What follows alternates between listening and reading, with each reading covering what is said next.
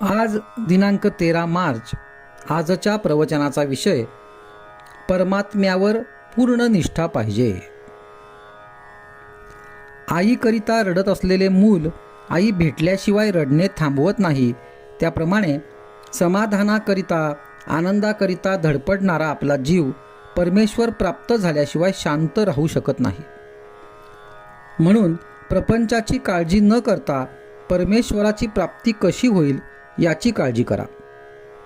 भगवंतावर संपूर्णपणे निष्ठा ठेवल्याशिवाय आपली प्रपंचाची काळजी दूर होणार नाही.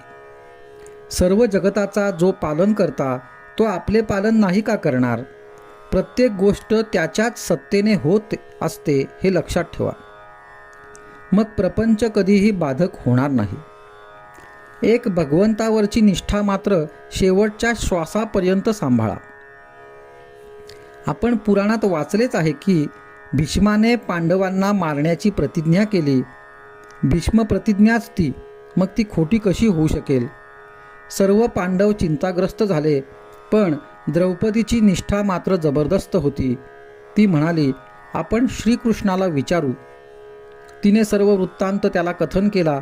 श्रीकृष्ण म्हणाला, भीष्माची प्रतिज्ञा खोटी कशी होईल? तरी आपण एक प्रयत्न करून बघू. तो म्हणाला, द्रौपदी, तू आता असे कर, रात्री भीष्माचार्यांच्या आश्रमात जा.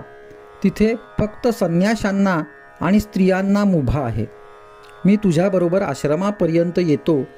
त्यानंतर श्रीकृष्ण द्रौपदीला घेऊन भीष्माचार्यांच्या आश्रमापर्यंत गेले आणि बाहेरच तिचे अलंकार आणि इतर वस्तू सांभाळत बसले. श्रीकृष्णांनी तिला आत जाताना सांगितले की भीष्माचार्य आता झोपत आहेत, अशा वेळी तू आत जा आणि बांगड्या वाजवून नमस्कार कर. त्याप्रमाणे द्रौपदी आत गेली आणि बांगड्या वाजवून भीष्माचार्यांना तिने नमस्कार केला. त्यांनी लगेच तिला अखंड सौभाग्यवती भव म्हणून आशीर्वाद दिला.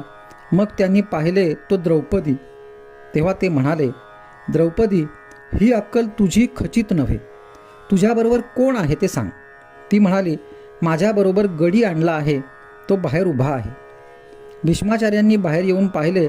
त्यांनी श्रीकृष्णाला ओळखले, परंतु आता सर्व काम होऊन चुकले होते.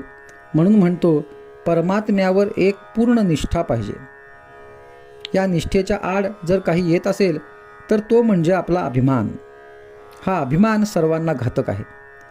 तो घालवण्यासाठीच परमात्म्याला वारंवार अवतार घेणे भाग पडले. ही अभिमानाची हरळी नाहीशी व्हायला भगवंताच्या नामासारखा दुसरा उपाय नाही. नामावर प्रल्हादाने जशी निष्ठा ठेवली तशी ठेवावी.